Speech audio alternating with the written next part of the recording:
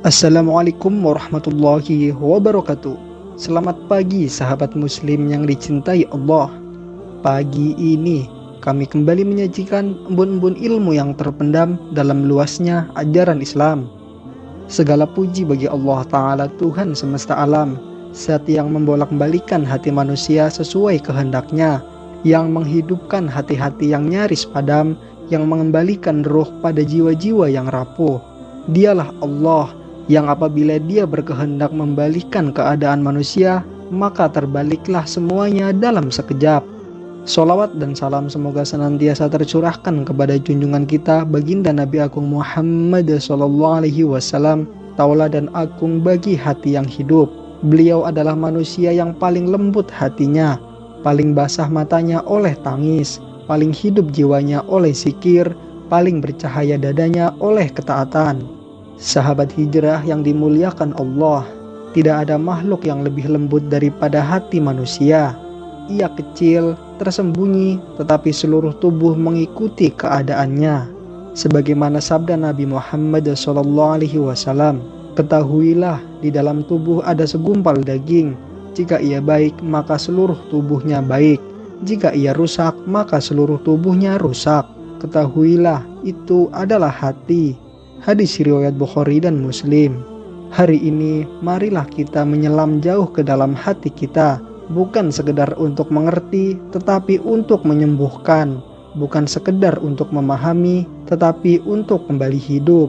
Para ulama menyebutkan hati yang mati sebagai hati yang tidak merasakan nikmat ibadah, hati yang tidak mengeluarkan akhlak baik, hati yang tidak malu kepada Allah, dan hati yang tidak mendekat walau diseru-seru. Imam Ibnu Rajab Al-Hanbali rahimahullah berkata, hati yang mati tidak mengenal kebaikan dan tidak mengingkari kemungkaran. Ia seperti mayat yang tak lagi merasakan tusukan atau sentuhan. Bayangkan betapa mengerikannya seorang yang secara fisik hidup namun hatinya telah mati. Ia berjalan, tertawa, berbicara, tetapi hakikatnya ia adalah jasad yang kehilangan ruh. Allah menyebut hati yang mati sebagai hati yang tertutup. Allah berfirman, bahkan hati mereka telah tertutup kotor oleh apa yang mereka lakukan. Ada beberapa penyebab kematian hati. Yang pertama, maksiat kecil yang diremehkan. Banyak orang berpikir bahwa hati mati karena dosa besar. Padahal, kata para ulama, hati tidak mati karena gunung yang menimpa, tetapi ia mati karena butiran pasir yang tidak pernah disapu.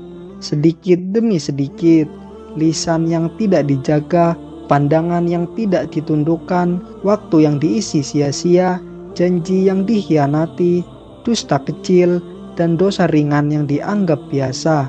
Semua itu menumpuk menjadi kerak hitam yang mematikan cahaya iman.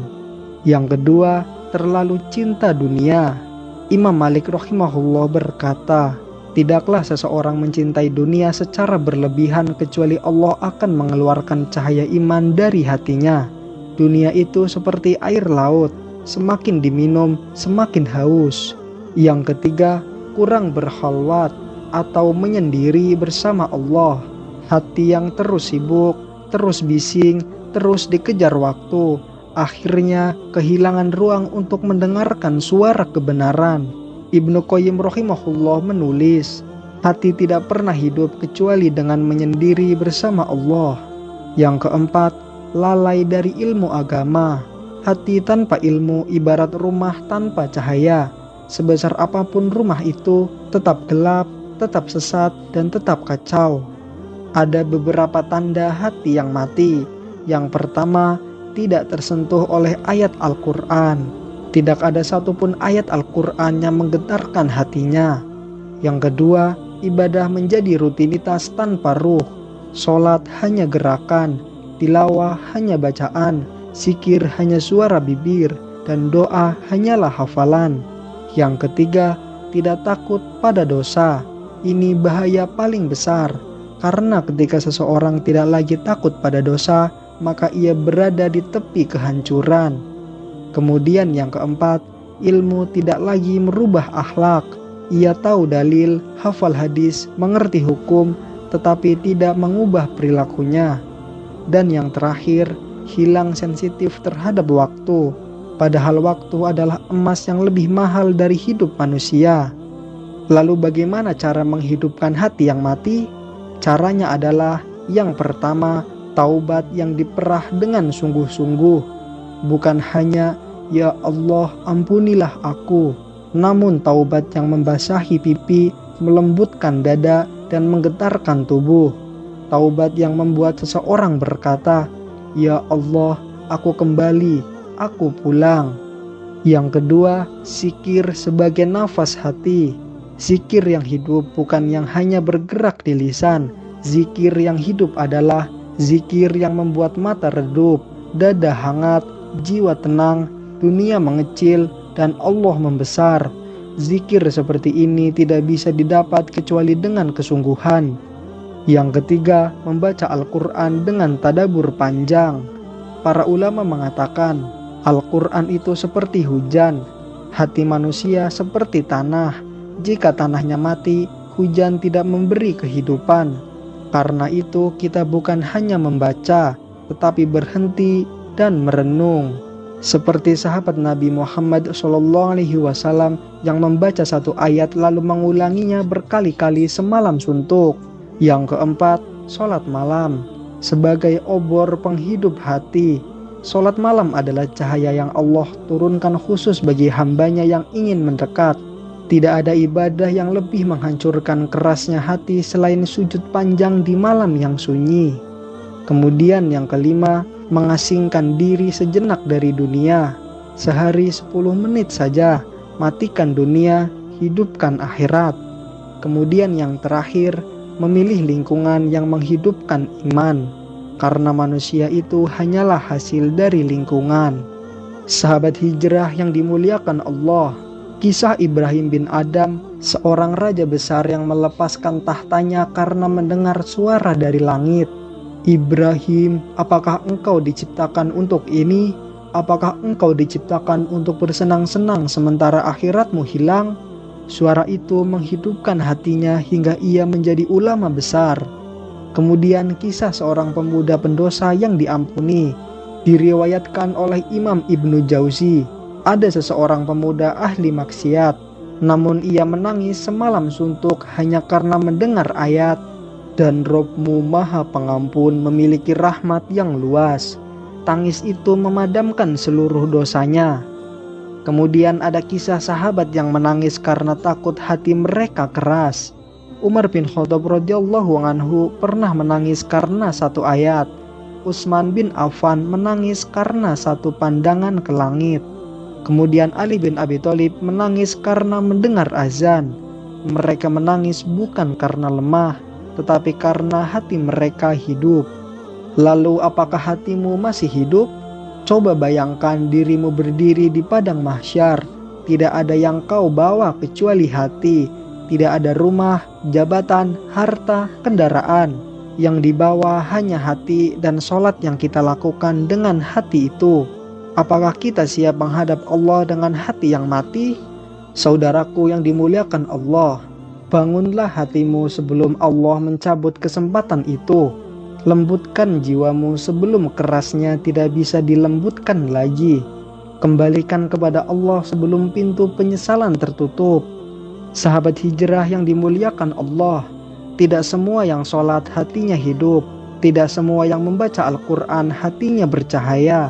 Tidak semua yang memakai pakaian religius berarti jiwanya selamat, yaitu alang ibadat al-jamidah atau ibadah yang membeku. Imam Al-Ghazali rahimahullah menyebutkan 4 sebab utama ibadah tidak menghidupkan hati. Yang pertama, ibadah tanpa makna. Gerakan sholat dilakukan, bacaan dilafazkan, tetapi maknanya tidak masuk. Seperti orang membaca bahasa asing. Ia mendengar suara tetapi tidak menerima pesan.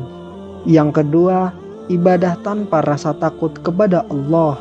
Takut bukan berarti tidak berani, tetapi takut kehilangan cinta Allah. Takut dosa, takut lalai, takut ditinggalkan Allah. Yang ketiga, ibadah tanpa cinta. Sholat yang dilakukan hanya karena kewajiban, bukan kerinduan. Padahal Ibnu Qayyim rahimahullah berkata, ibadah adalah puncak rasa cinta yang dibarengi rasa tunduk. Kemudian yang terakhir, ibadah tanpa mujahadah. Tidak ada usaha keras, tidak ada perjuangan menepis kantuk, tidak ada usaha menangis, tidak ada usaha memperbaiki kekhusyuan. Ketika 4 hal ini hilang, maka ibadah hanya menjadi ritual fisik tanpa kehidupan batin. Para ulama memiliki metode menghidupkan hati yang sangat dalam. Bahkan sebagian metode ini jarang disebutkan. Berikut metode para ulama dalam skala yang lebih luas. Yang pertama, mereka menulis dosa-dosanya dalam jurnal taubat. Imam Hasan Al-Basri setiap malam mencatat dosanya sendiri. Lalu beliau menangis, memohon ampun, dan berjanji pada dirinya untuk berubah. Yang kedua, mereka memperbanyak kholwah atau menyendiri, bukan untuk melarikan diri, tetapi untuk memperbaiki diri. Ini bukan menyendiri untuk sedih, tapi untuk berbicara dengan diri, menegur hati, dan menyadarkan ruh. Yang ketiga, mereka mengingat mati setiap hari, bukan untuk menakuti diri, tetapi agar dunia mengecil dan akhirat membesar. Kemudian yang terakhir, mereka mendengar ayat Al-Quran seakan Allah berbicara langsung kepada mereka. Sampai sebagian ulama hanya membaca 1 ayat selama sebulan penuh karena tidak sanggup melewatinya. Ya Allah, hidupkanlah hati kami yang telah lama layu. Segarkan ia dengan air rahmat-Mu. Terangi ia dengan cahaya petunjuk-Mu, lembutkan ia dengan sentuhan kasih-Mu. Ya Allah, berikanlah kepada kami hati yang hidup, hati yang bergetar ketika nama-Mu disebut, hati yang menangis ketika ayat-Mu dibaca, hati yang lembut ketika dinasihati, yang tenang ketika bersujud. Ya Allah, kami memohon bukan karena kami pantas, tetapi karena Engkau Maha Pemurah. Kami meminta bukan karena kami layak, tetapi karena Engkau Maha Pengampun. Terimalah taubat kami, sucikanlah jiwa kami, dan bahagiakanlah akhirat kami. Amin, amin, ya Rabbal Alamin. Nah pemirsa, sampai di sini akhir perjumpaan kita hari ini. Terima kasih atas perhatian Anda. Akhir kata, wassalamualaikum warahmatullahi wabarakatuh.